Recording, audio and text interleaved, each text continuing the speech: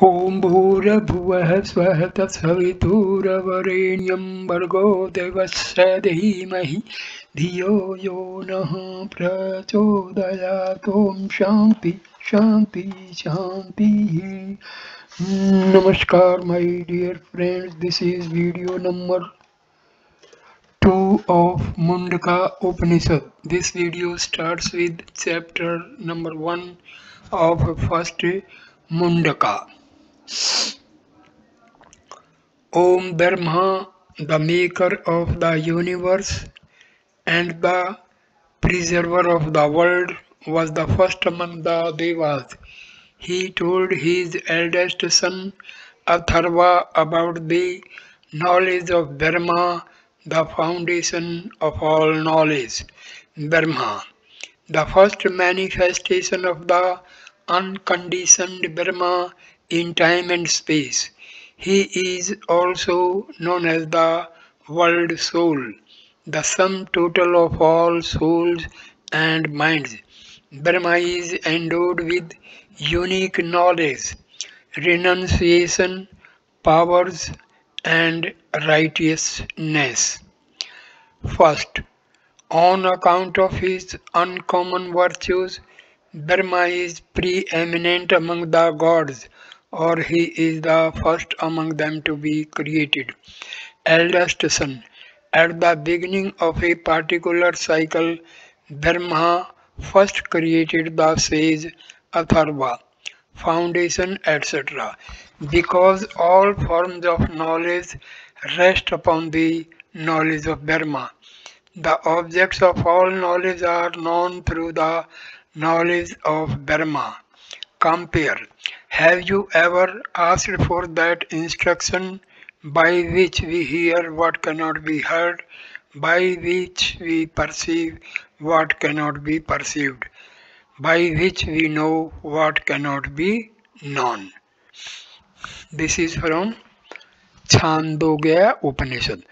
By praising Brahma and the knowledge of Brahma, the Upanishad indirectly extols the knowledge which it intends to impart.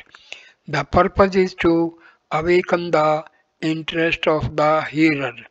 The knowledge of Brahma was taught in ancient India through a succession of teachers, from teacher to disciple or from father to son. Verse number 2. The knowledge of Brahma about which Brahma told Atharva, Atharva in olden times told Angir, Angir taught it to Satyavaha, belonging to the clan of Bhardwaja, and the later taught it in succession to Angiras. Angir, Angir, either a son or a disciple of Satyavaha, in succession. Parvaram, the word in the text, may also mean the higher knowledge and the lower knowledge, and be used as an adjective modifying knowledge of Brahma. The knowledge of Brahma was first revealed by the Lord to Brahma, who transmitted it to his eldest son. Therefore, this knowledge is not of human origin and is free from human imperfections. Verse number 3. Saunaka, the great householder, approached Angiras in the proper manner and said, Revered sir, what is that by the knowing of which all this becomes known? In the proper manner, that is to say, according to scriptural injunction. A seeker endowed with the requisite spiritual disciplines should approach, fuel in hand, a qualified preceptor. The carrying of fuel denotes the pupil's humility and his desire to serve the teacher in every way. What is that, etc.? Saunaka may have heard the saying of some holy man that there was something by the knowing of which all is known. Or he may have been impelled to ask the question by reasoning that as the various articles made of gold can be known through the knowledge of gold, so likewise there should be one cause of the multiple objects of the world by the knowing of which its effects could be known. All these sense perceived objects of the world.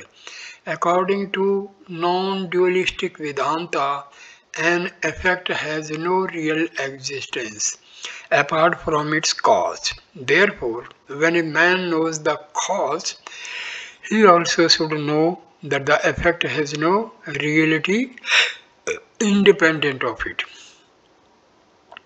Brahma is the ultimate cause of the universe. When one knows Brahma, one also knows that the universe has no reality independent of Brahma. Angiras answered Saunaka. Verse number 4. To him he said, two kinds of knowledge must be known. That is what the knowers of Brahma tell us. They are the higher knowledge and the lower knowledge. Knowers of Brahma, those who have mastered the true significance of the Vedas and realized ultimate truth. Higher, the knowledge of the Supreme Self, which is beyond duality. Lower, the knowledge of righteous actions, dharma, and unrighteous action, adharma, and their results. The lower knowledge is the knowledge of the phenomenal world. In reality, it is ignorance, for it does not lead to the highest good. The seer of the Upanishad asks the aspirant to acquire both the knowledge of the relative world and the knowledge of ultimate reality. When, by the pursuit of the former, he fails to attain true freedom and immortality, he cultivates the latter. The two kinds of knowledge.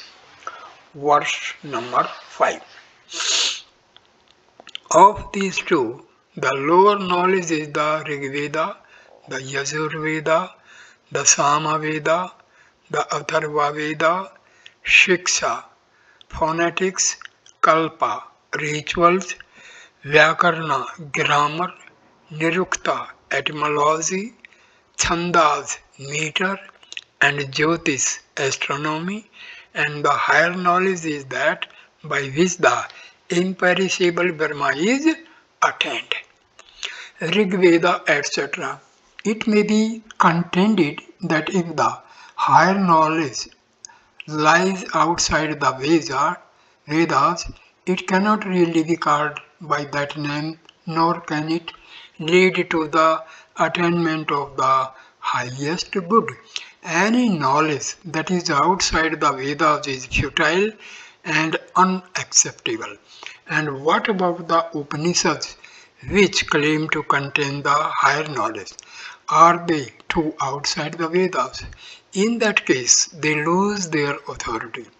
Shankaracharya refutes these contentions by saying that the higher knowledge refers to the actual realization of the subject matter taught in the Shruti.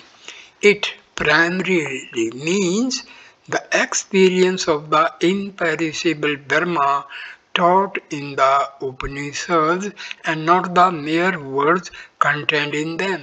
The Vedas generally and especially in this context signify the mere assemblies of words, sabdarshi, constituting their text. In order to attain the higher knowledge, a student who has mastered the words of the scriptures must go to a qualified preceptor and cultivate such spiritual disciplines as discrimination and renunciation.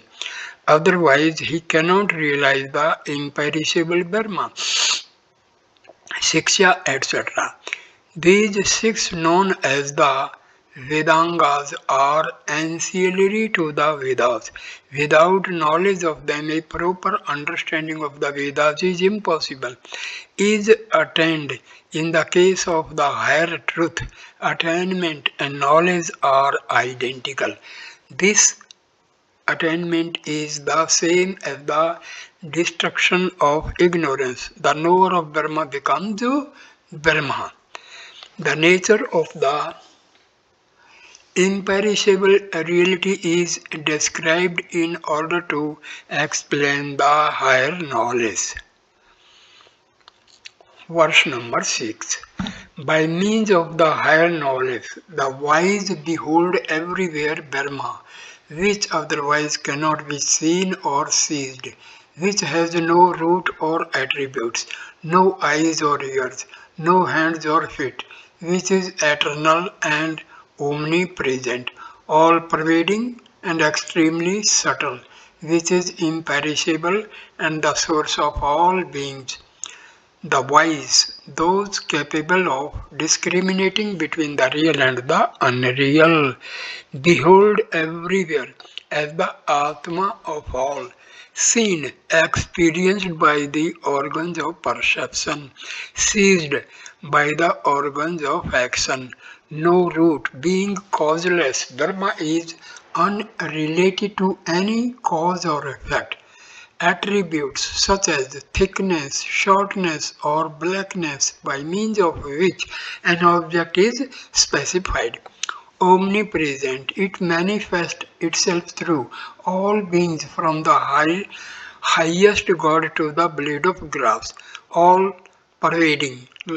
Like Akasa, it permeates all objects. Extremely subtle, because Brahma transcends even Akasa, which is the most subtle element. Imperishable. Undecaying decay is possible for a material entity by the loss of limbs or parts or attributes. Brahma is without parts or attributes. The wise pursue the higher knowledge to realize Brahma, the imperishable absolute. The first half of the verse describes Brahma by the negation of attributes.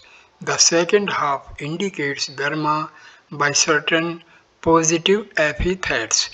Brahma is the attributeless and unchanging reality in all objects, but is unrelated to them. Some familiar illustrations are given to explain Brahma as the source of all beings. Verse number 7. As the spider sends forth and draws in its thread, as plants grow on the earth, as hair grows on the head and the body of a living man, so does everything in the universe arise from the imperishable. Spider, etc. It produces the thread without the help of any other cause. Further, the thread is not essentially different from the spider's body. Draws in, that is to say, absorbs within itself. The thread, when drawn in, becomes again part and parcel of the spider. Plants, etc., they are not different from the earth. Hair, etc. The hair is different from the man, the one is inert and the other living. These three illustrations stress the spontaneous nature of the creation. Brahma itself, without the help of an extraneous cause, projects the universe out of itself. It is both the material and the efficient cause. The first illustration points out that the universe is projected from Brahma and also ultimately merges in Brahma. The second illustration points out that after the creation, the universe rests in Brahma. According to the third, Brahma, which is pure intelligence, projects out of itself the inert material universe like the growth of hair from a living man. The creation is not the becoming or transformation of Brahma. Brahma, through its own inscrutable power, appears as the universe of name and form without itself undergoing any change whatsoever. This is called Maya. The successive stages in the evolution of the universe are described. Things did not come into existence all at once, as if someone had thrown a handful of plums. Verse number 8. Dharma expands by means of austerity, and from it primal matter is produced. From matter, prana, from prana, mind, from mind the elements, from the elements the worlds, thence works, and from the works their immortal fruits. Expanded, expands, etc. The word tapas in the text means literally austerity. It also denotes intense thinking, which precedes any creative act. Here the word means knowledge regarding the future creation. Brahma or pure intelligence alone exists. It is one and without a second. Under the influence of its own Maya, there arises in Brahma the desire for creation or projection, and forthwith it becomes endowed with omniscience. That is to say, with the knowledge and capacity of creating, preserving, and destroying the universe. Thus, Brahma appears to increase in size like a seed before it splits and the sprout comes out, or like a father dilating with joy before begetting a son. In this stage, Brahma, or the attributeless absolute, becomes known as Saguna Brahma, or Brahma associated with the attributes of omniscience, omnipotence, and so on. The whole creation is the illusory superimposition of name and form on Brahma. Owing to Maya, Maya has no existence independent of Brahma. From it, etc. Prakriti, or primal matter in a state of non-differentiation, being a beginningless entity, cannot be said to be created. What is meant is that it becomes ready for manifestation. The word for primal matter in the text is annam, food. All created beings derive enjoyment from material objects, as a man does from food. Brahma, desirous of creation, appears as the undifferentiated Prakriti or matter. From the standpoint of Prakriti, Brahma is the material cause of the universe, whereas from the standpoint of pure intelligence, it is the efficient cause. From matter, known also as Brahma, Hiranyagarbha, the golden egg, Prajapati, the creator, and Sutratma, the Atma, which, like a thread, holds together the whole universe. He is the world soul, the cosmic person in whom becomes manifest the knowledge and power of Brahma with regard to creation. He is the sprout, the first shoot of the creation, and contains in speed.